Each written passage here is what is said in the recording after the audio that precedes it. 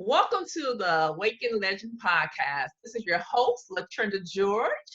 And today we have a special guest. Actually, he's been here before, and I'm going to allow him the opportunity to introduce himself. We're so excited to have him back. Hello, special one. Hello, hello. You're special. How are you doing?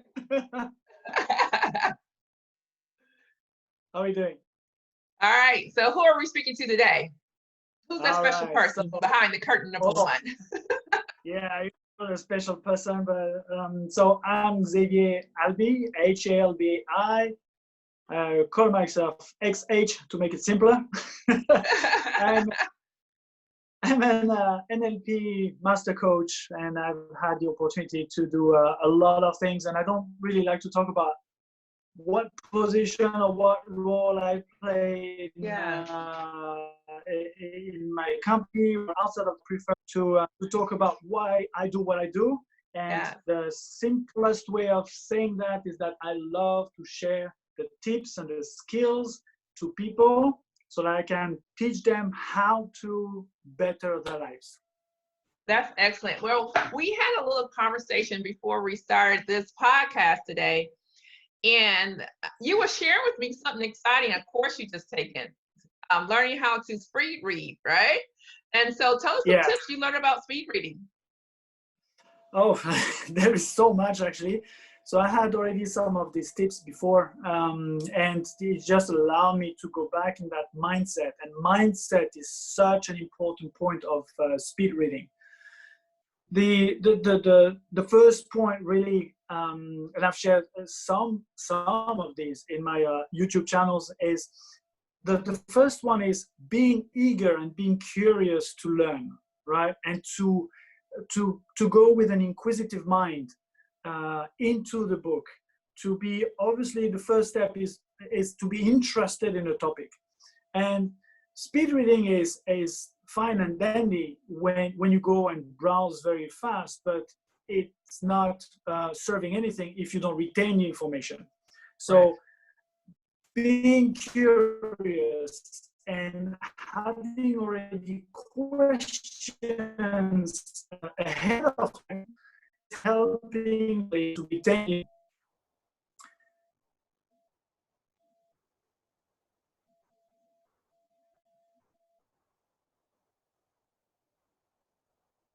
I think also when you are actually doing speed reading, I know you said something about following with the pen. And when you follow information with the pen, you seem to retain it more.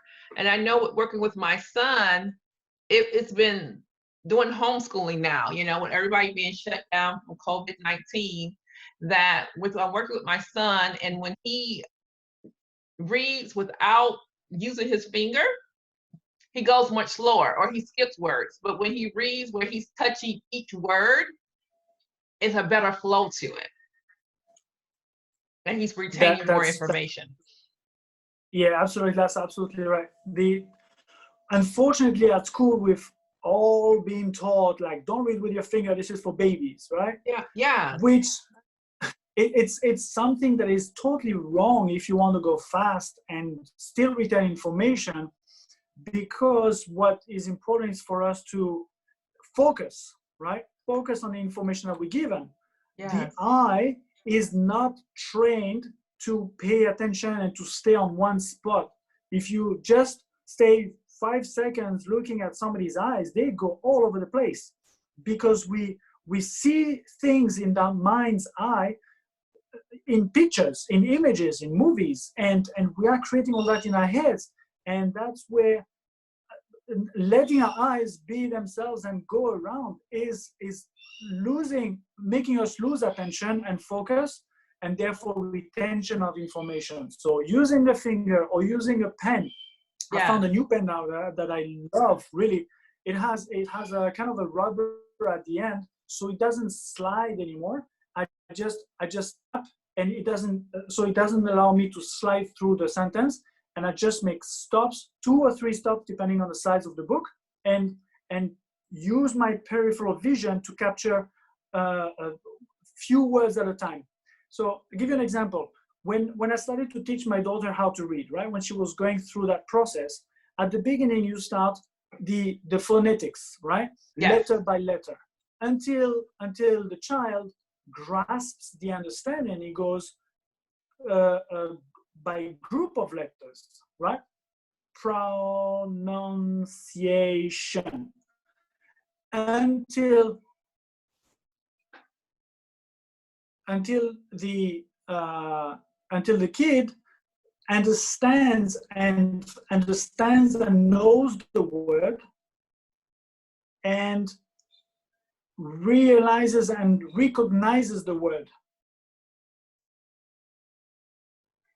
I think that is great when you can actually use those techniques with children at a young age, and then you're also yourself retraining your mind to pick up information at a faster rate. Because I remember you saying a number, like what you said is like 600.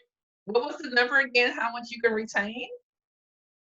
Well, How many words? I go much higher than that, but the average person will go to 250 words a minute. In high school or in MBA classes, you go a bit higher to 400 maybe. But now my average in a book and a topic that I don't know yet, I go about 750 words a minute on average. Then if I understand the topic already, I can go to 800, 900, 1000 sometimes. Words per minute. But it's just practice, you know. We were talking about audio books, right? Yes. The audio we perceive or we speak at a rate about 250 words a minute as well. So listening to audio books, or even the trick of fast forward playing the book, is not helping, because your eye captures so much more information than your ears. Yes. That's great things. So tell us what's going on.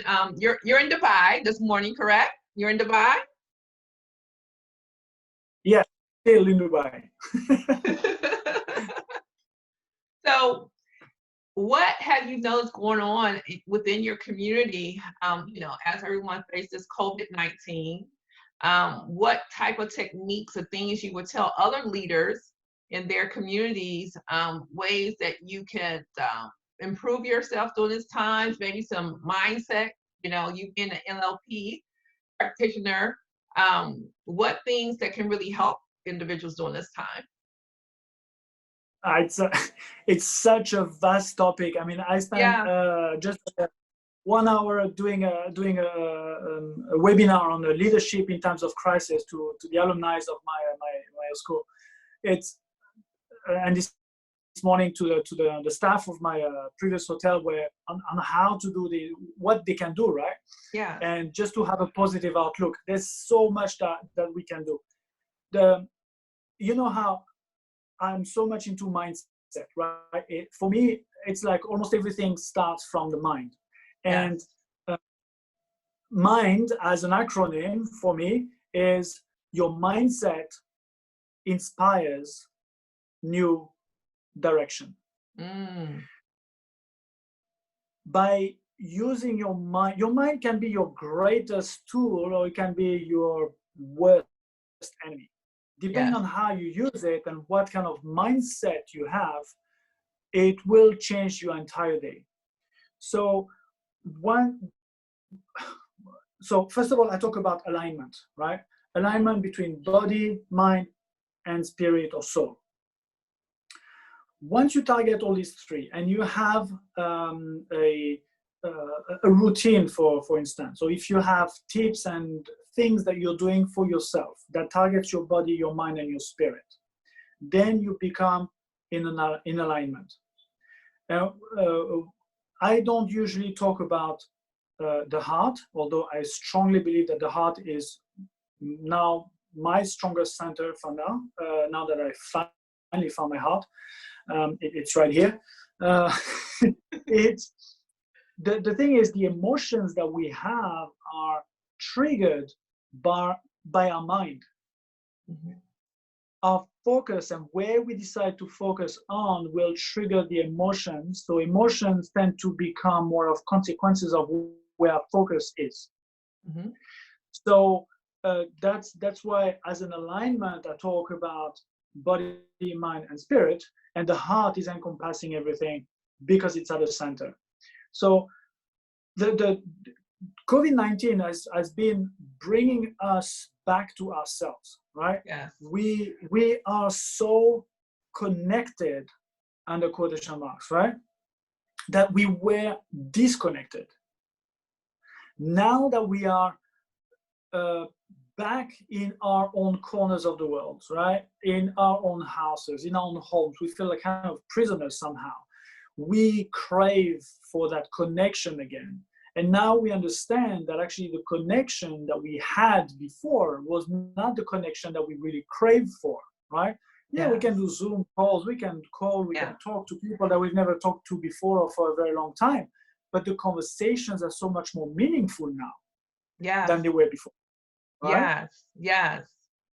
And what happened is that in this situation currently, we blame the world, we blame whoever, we blame those who don't follow the rules or who go out, who don't have the mask, who this, who that. We try to work and to talk to each other and to live with each other. But what we're blaming all of that around is the key word is freedom. And freedom. Yes. And freedom for me, there are two types of freedom. The freedom from, freedom from the issues, freedom from the restrictions, freedom from the rules, freedom from whatever else.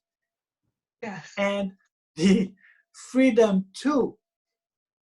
And the freedom to is the freedom to reach something, freedom to grab something, freedom to attain something.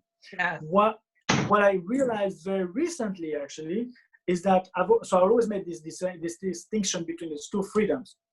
But what I've realized, what dawned on me today, was that the freedom to is a search and an outlook for control. We have not lost freedom. We have lost control. And control is a vain way of thinking, of trying to get our comfort zone back.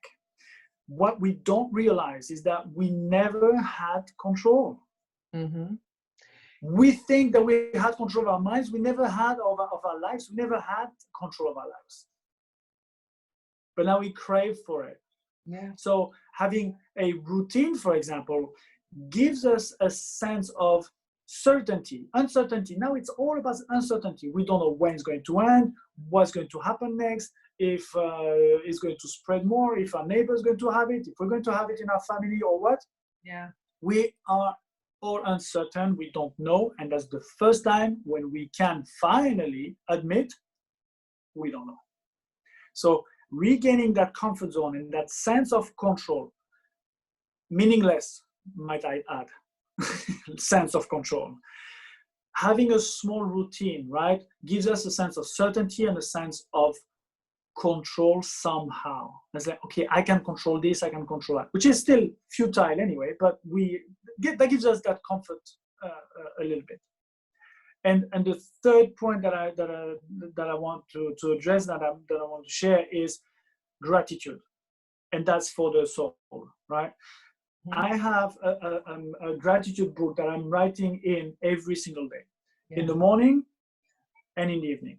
In the morning, it sets my mind, it sets my day, and in the evening, it helps me sleep better.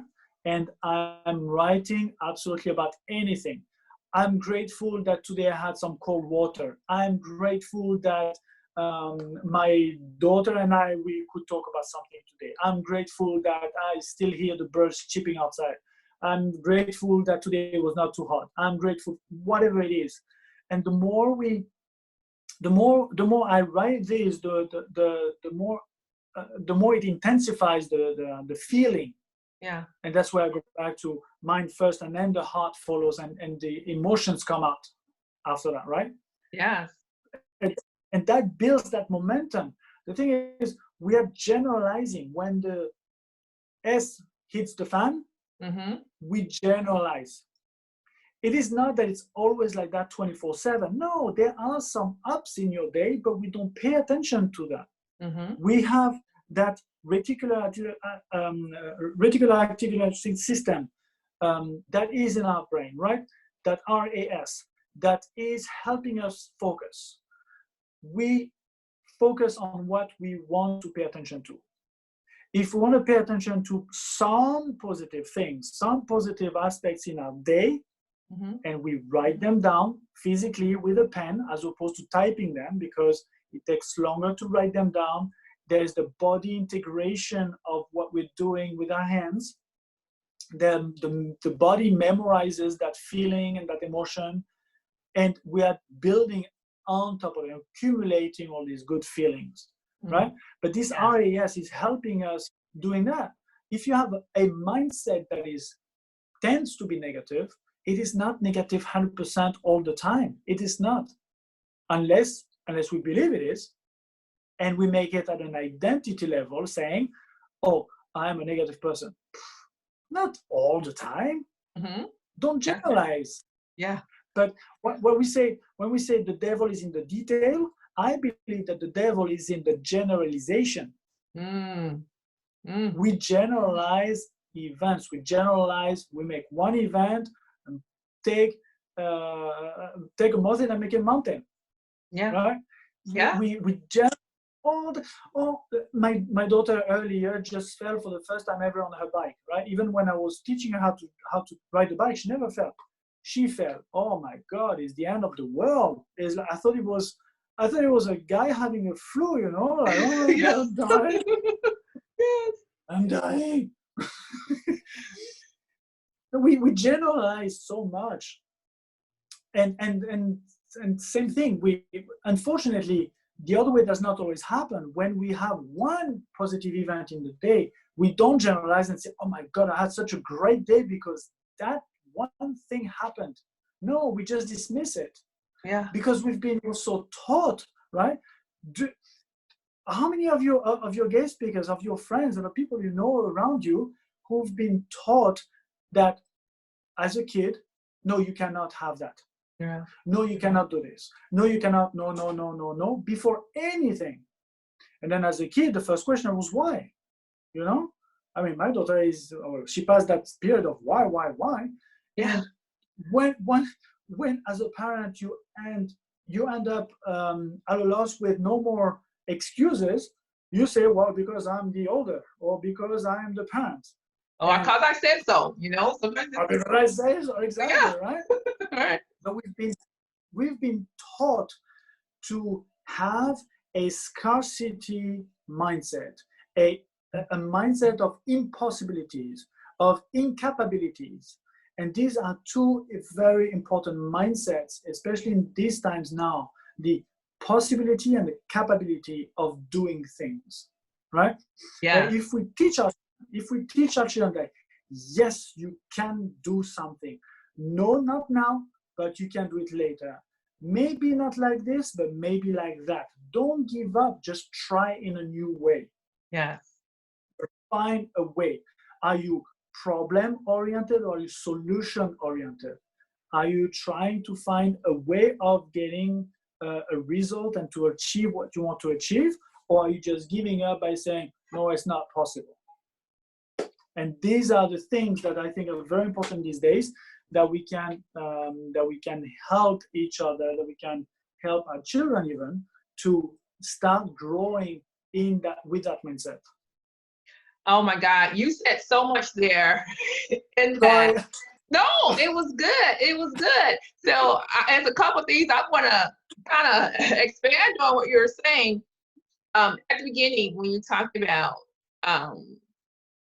not having the control, right? Because a lot of our control comes from our ego, you know. Right.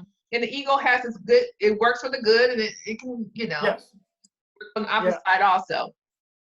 Absolutely. And so the ego took a real hit with COVID-19, right? It took a big punch in the face there, right? Because we were forced into something all of a sudden, our whole lives changed. Right. The way we interact, the connection is different now. And you really had to, like you said, go into your corner, your home, your space, and readjust.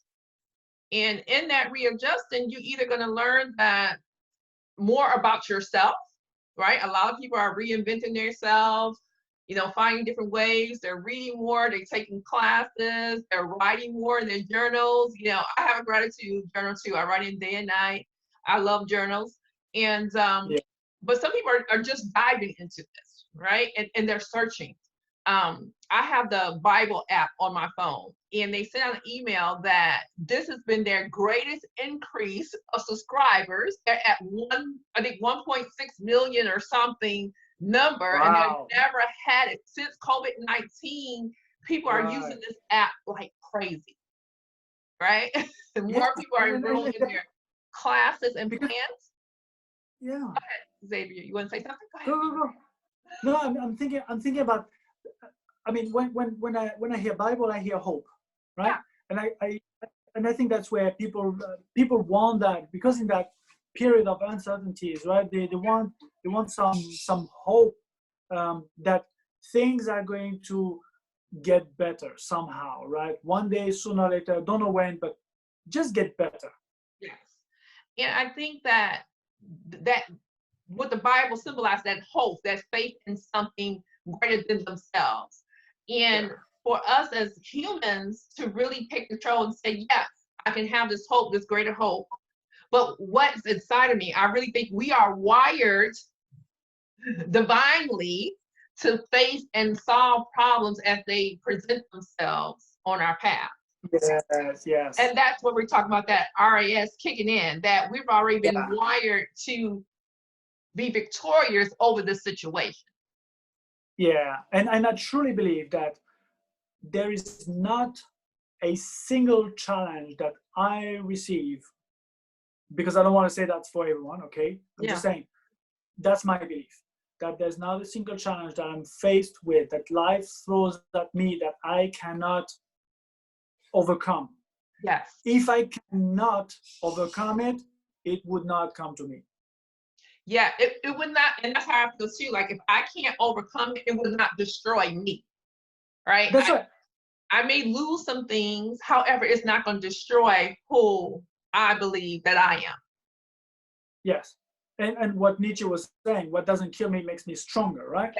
Yes, and you learn different techniques, and you'll always be in a position to pour what you learn into someone else. Yes, exactly. And one of these great techniques is actually, I'm using the acronym PUT. I say put things in perspective, right? And that's what I wrote in my book, as actually in that conclusion part, which was about conflict handling, which is actually applying to so many other situations. So PUT, P stands for pause. First of all, instead of just reacting, right? Pause, breathe, take a step back, relax, breathe. Second, you understand what is going on, understand what's going on within yourself, and then take a second position, as we call it in NLP, put yourself in the shoes of the person in front of you, right?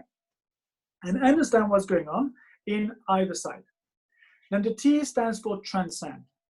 And that means take a step back even further away from the situation, whereby you see yourself and you see the other person as two individuals outside of yourself, right? You detach yourself and you gain a third point of view perspective, an outsider, an observer who's not involved, who's not emotionally involved.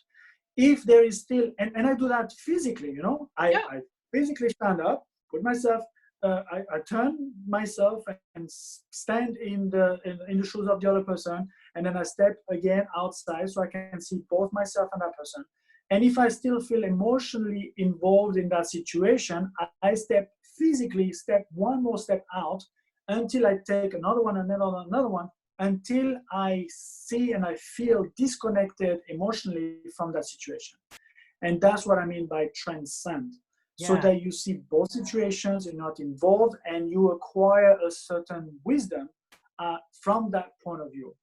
And what happens in this situation that we're or in any crisis usually is that people are so much into it, so much in a defense mode that they cannot see any other way out, right? Right. And I would say a wiser person would see the situation from outside and say, okay, what can I do? What I cannot do? What? And that's not to say that these people are cold-hearted. Is to say that you gain a different point of view of the situation. You're working for more of a solution standpoint.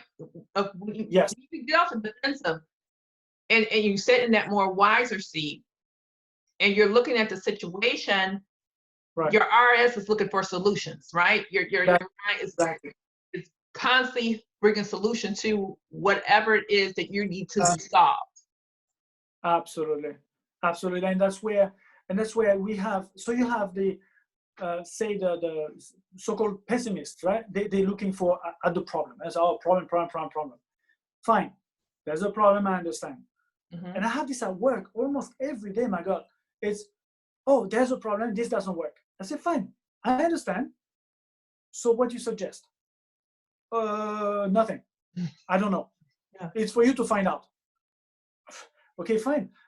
But some of these people are stuck in the problem, right? Other people are solution oriented. Yes.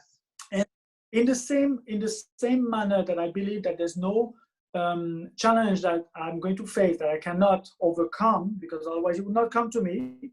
Mm-hmm. In the same manner, there's no problem that doesn't come with its solution already wrapped nicely.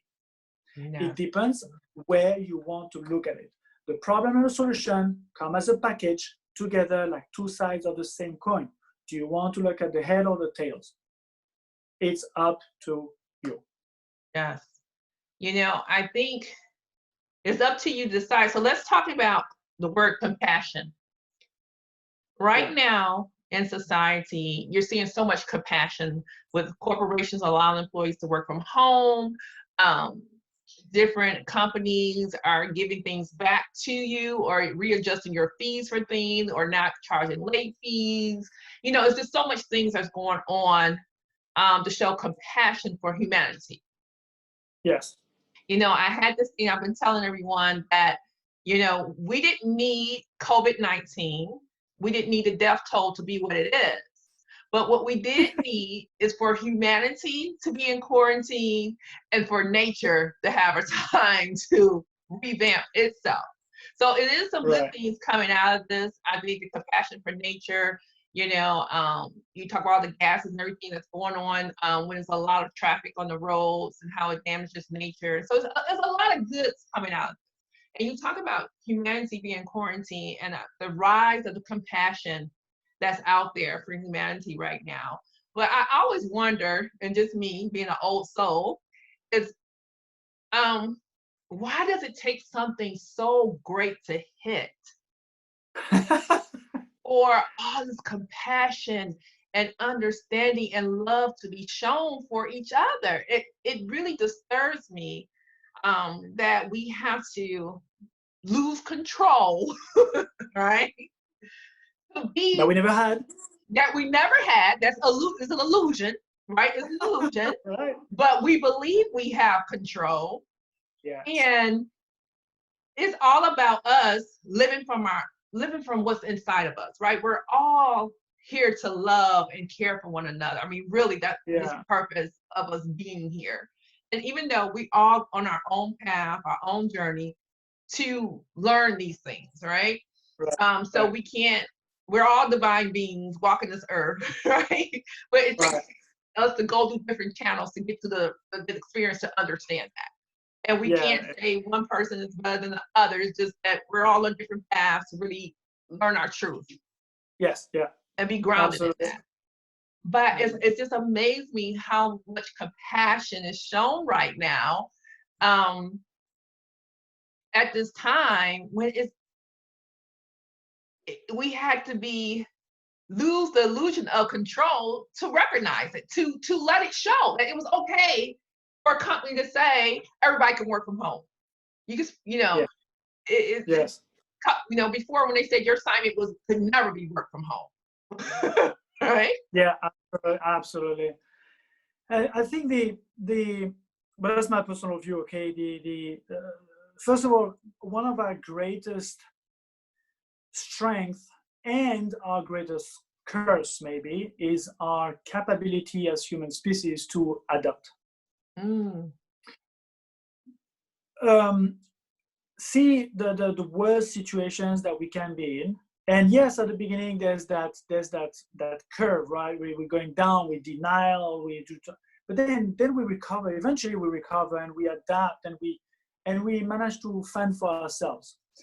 What I think this situation has given us is the opportunity actually to shed away what we've been accumulating in front of our eyes, really, and in the sense that we've been projecting a lot, right? We've been looking a lot outside, like I was mentioning earlier about the disconnected generation that we were looking outside on the phone for other people, and a person who was sending a picture, and you see on Instagram, I mean, sorry, but everybody with a big smile, yeah, I'm so happy, or like, yeah, right.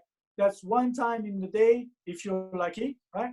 Or one time in the week, and you post it, and everybody was like, oh my God, they're so happy, how do you do this, how do you do that? We're like, come on, do you think that they don't have a bad day or bad hair day, really? All right.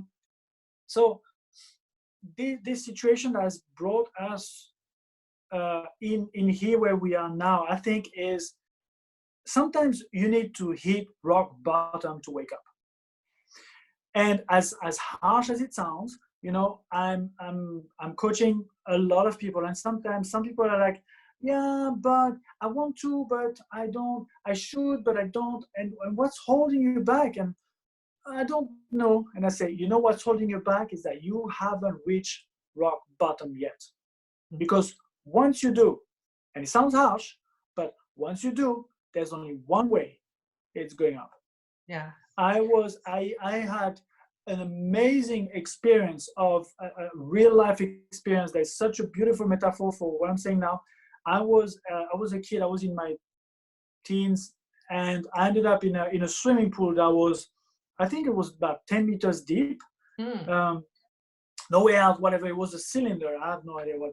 Anyway, so I decided to test my skills of apnea skills, right? So I hold my breath and I go down, and right in the middle, like we call mid-water, right?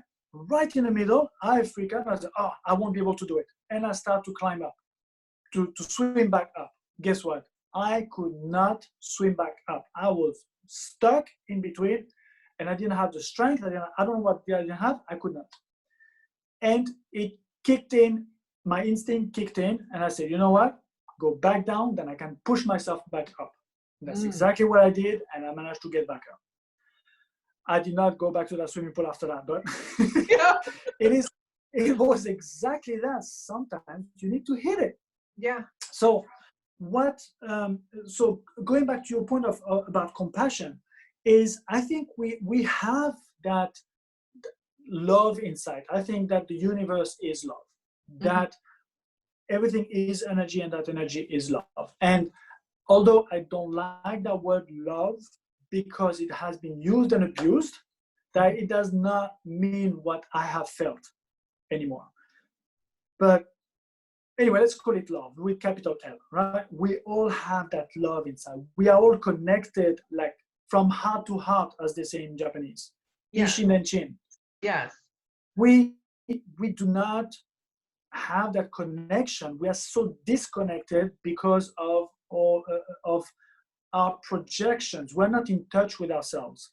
And one sentence that I heard that touched me so much: the distance that is between you and the person in front of you is the same distance that is between you and yourself. And now we have to be physically coming back to ourselves. We are forced to stay with ourselves. Some of us don't have people around them in the same house. Some people are stuck in an apartment, in a studio, in a city where they don't even have a balcony. They can't go anywhere. They have no choice but to come back to themselves. Eventually, it has to come back.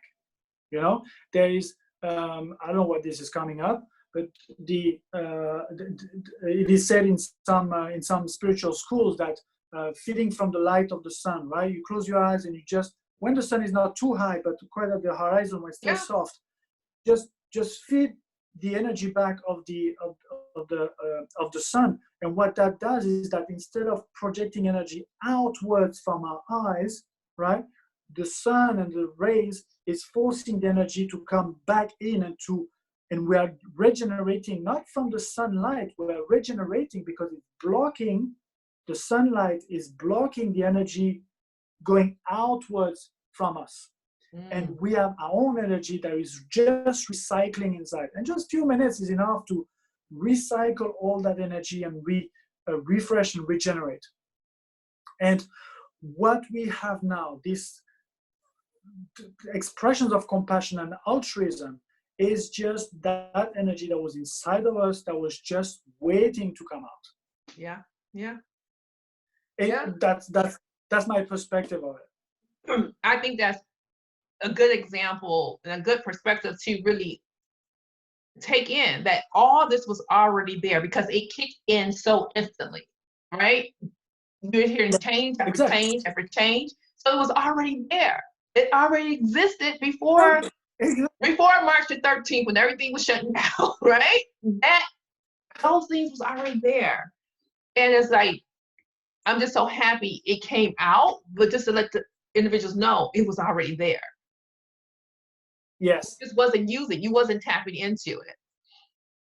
And I think that society as a whole, individuals, as we go, it's so many things that you learn through life that you think you're healed, you think you're doing good, you think you're in control, but really you are in resistance to truly healing, to truly becoming who you truly are.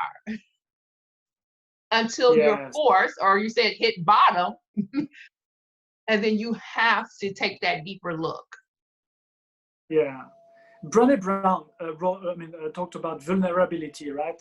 And that's exactly what I think it is. It's just like,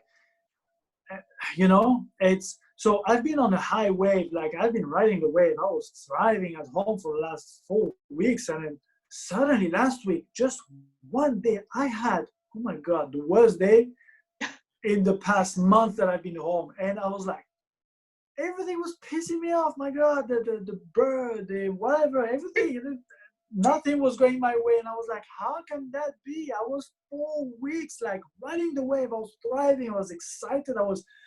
Everything was wonderful. And then I was like, you know what?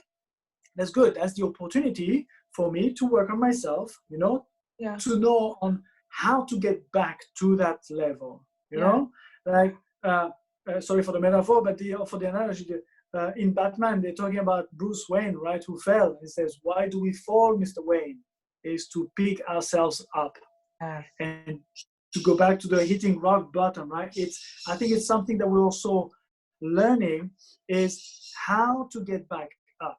Sometimes I think that we've been blessed with a lot of comfort around us.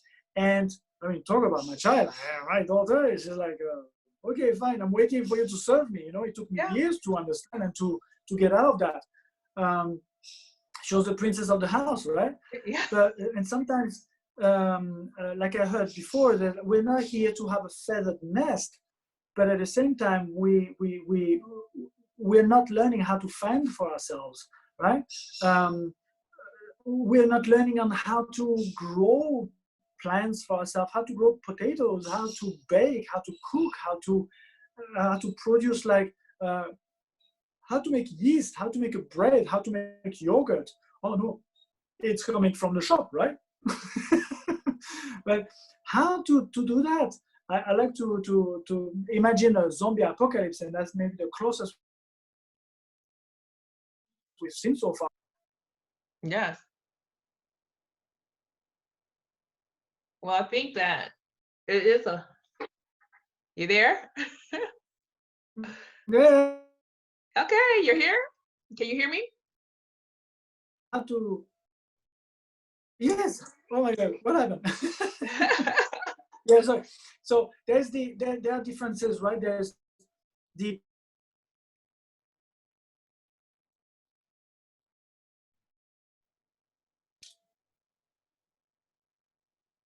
I can hear you now. okay, sorry. There's the um, we are either on the survival mode, Mhm. on the living mode, on the thriving mode. Mm. And right now, we've all been thrown into survival mode, right? The question is, how fast do we individually go from survival to living, from living to thriving? Yeah. Some of us have managed to do that very fast, Mhm. right? Because of the mindset again, right? Do you have a positive outlook on things, or do you have a negative outlook on things? Do you have a growth mindset, or do you have a stagnant mindset? Do you have a like Simon Sinek calls it a, a limited mindset, or an infinite mindset, right? Do you believe in just time frames and saying, okay, well, that's the end of the month, or that's the end of the week, that's the end of the day? Or do you consider that as being an experience over time, right? And that mindset, to go back to the first point, is so, in my opinion, so critical on how you direct your focus, how do you use your RAS and the other tools that you have around you to change and to steer your mood. I didn't say control, but to steer your mood and to steer your day. Yes. I think that's great. So today, if you can leave us with some tips as leaders, as just as individuals, of maybe some tips that we can use to bring in uh, positivity, more positivity, and how to acquire a more positive mindset. What would be some things you would suggest? So the first thing is doing the journaling. The journaling is just cumulative work. It is, and it starts with just one sentence. You know, it's just starting slow and starting slow and growing and building it. Um, the simplest thing. I mean, I can read. I mean, I'm writing pages and pages of positive positive aspects. And one thing, for example, I write what I want, and then I say what that I love about that. For example, I say I want freedom. I love the feeling of freedom. I want peace of mind. I love the feeling of peace of mind. Mm-hmm. I want excitement. I love the feeling of excitement. And that's a ritual that I've been picking up on doing every day. Every day, I write them appreciations. I am happy for anything, absolutely anything that you can find. I'm happy that I have health, that I have good health. I'm happy that I can Skype with my friends. I'm happy that I could talk to my my parents. I'm happy that I have a book at home. I'm happy that anything, Yeah. anything. Another tip that that I can give is, I believe that we all want one thing, and that's the core of, for me, everything. Okay, I like to simplify things, keep things simple, and I believe that we all want to feel better. I did not say to feel good. I did not say to feel happy or joyful. These are words that don't mean anything. It means different thing for you and different thing for me. They are too general again. We're going into the devil's lair of going to the generalities. We just want to feel better, better than earlier, better than yesterday, better than last year, just better. And that gives an opportunity to climb that ladder of emotions, as opposed to say, I want happiness. So first of all, happiness, we don't know what that means. It's too broad, it's too vague, unspecific, and it gives the illusion of there is an end to it. So that means that when we reach it, there's nothing after that, right? It's like perfection. Once you're perfect, you're dead. So stop looking for perfection. That is a limited mindset. I was a perfectionist for about 35 years. Yeah. It does not work. It works against you. So having a growth mindset, which is an experience and a path, as cliche as it sounds, it's about the path more than the destination. Because the destination, then what next? Right? But if you keep on keeping it as a moving target, that's somewhere going into another direction, right? But if you keep on, what's the next step? Feeling better. How can I do that? Do it. What's the next step? Feeling better. Great. How can I do that? Let's do this. So anything that works, anything that works for you, if it's about watching some stand-up comedies that make you laugh, do it. If it's about watching a movie that makes you feel good. Now, I'm not talking about, again, horror movies and all the negative movies and all the what do you call them again, the dramas and whatever makes reality you cry. Shows. Yeah. The reality shows, and I mean, seriously, what makes you feel good? Yeah. That's the only question. What makes you feel good? And then do it. Joseph Campbell, such a guy, right?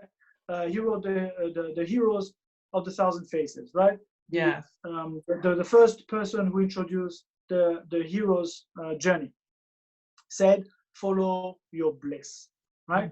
What I believe he meant is that today, right here, right now, what makes you feel good?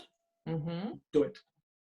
And do more of it. And do more of it. And do more of it. And try, like you said, it's waiting for yourself to say, okay, I just want continue of rewarding experiences. I'm looking for more of those. I'm allowing those to come. Because if you say you're allowing more rewarding experiences to come, there's no ending to that, right? Because there's another experience after another experience, and it's infinite.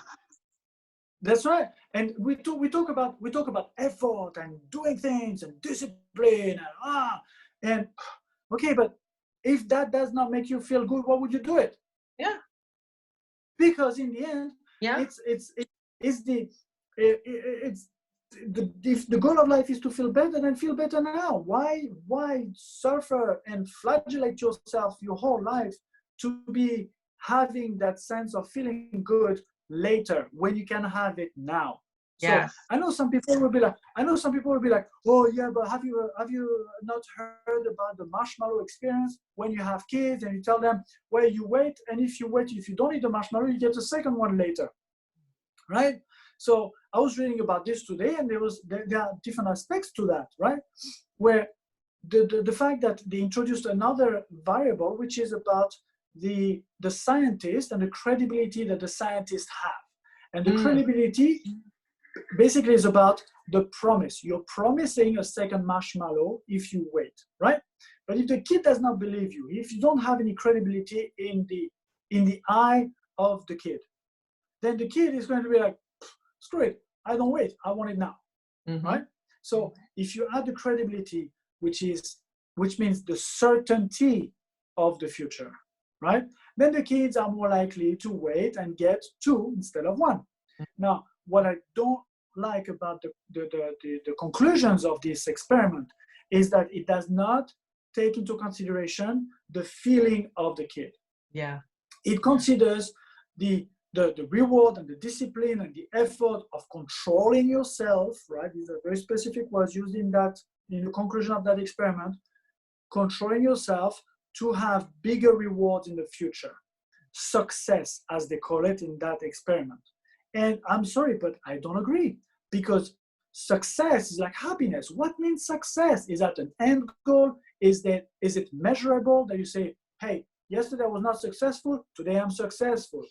No, it is a progression. That is a limited mindset, right? That says that's the end goal, that's the finish line, and that's it. What I'm talking about is a continuous path, a continuous evolution, which I call it Jichigakuzen, right? I've coined the term, myself in my first book, and that's basically the continuous improvement of ourselves for our own growth. It's a long sentence. I reduced it to Jichigakuzen, right? Yes. And that summarizes my philosophy of it is your personal growth, and it's a continuously never-ending experience of growing exponentially and expanding as we are meant to be, in my opinion, in this world, in this place here, to experiment new things and to create new things. As we're all connected, we're coming from the same source, whatever we call it, it doesn't matter. Yeah. It doesn't matter. It doesn't change its aspect. If you think it differently, if you call it differently, it still is the same thing anyway. Yeah. Right? Yes, that's but so true. And it's about expressing the love that we are born out of and that we are now, and love and that we are, and effort and flagellation and punishment and discipline does not go hand in hand with love. Feeling better does. Yes. And enjoy life more. Like we spoke about, it's one thing, like I know for myself, one of my greatest lessons was making sure I'm expending my energy and there's a exchange with others with a positive energy, and stop being in situations where I'm getting negative energy. I can feel the energy of the person. And it's like, I know I shouldn't be here, but I'm just doing this because I think this is what I should be doing right now. Or I think that this person needs to be a part of my life. And when I pulled my energy back and became more loving of myself and more aware of myself, I was able to say, you know what, some of these relationships are not healthy for me. I can set those boundaries between healthy boundaries. It's not saying that person's a bad person. It's just for my path and what I'm attracting and things I want in my life. I need to really embrace the idea of having more rewarding experiences, more positive energy around me. And then you would notice a shift. Those individuals kind of phase out, they're behind the scenes, and it's a new wave of individuals that will come in. And we talked about that, a more vibrational match for yourself. Yeah, that's right. I'm a true believer of the law of attraction, and that is based on vibrations, right? And science now is discovering that actually beyond atoms you have even the string line theory, right? The string theory, and the strings are actually made of vibrations, and whatever vibrates in the same way attracts each other. As simple as that. So as you grow, as you evolve, then the people who are not of the same vibration, who they just phase out and they disappear out of your life naturally, simply, gently. Yes, that's very true. Well, Xavier, it's been a pleasure to have you with us today. Tell us where individuals can find out more about you. I know you're on IG, you're on YouTube. Tell us your handles and where people can locate you. Thank you. I'm on, IG. That's called XavBodhi, XAVBODHI, and Bodhi is from the Bodhi tree, the tree of wisdom from Asia that I really had a very deep connection with. I'm on LinkedIn, Xavier Halbi in one word. I'm on on YouTube. I have a channel. I can't remember where I am as well. I'm on Facebook as well, and I have as well a website. But that is already on LinkedIn as well. So if you just go on LinkedIn, you'll find the website as well, and all these channels. Thank you so much. And again, this is your second time back with us, and we look forward to having you again. Oh, me too. Thank you. Thank you so much. It was a pleasure. It was a blast. Thank you so much.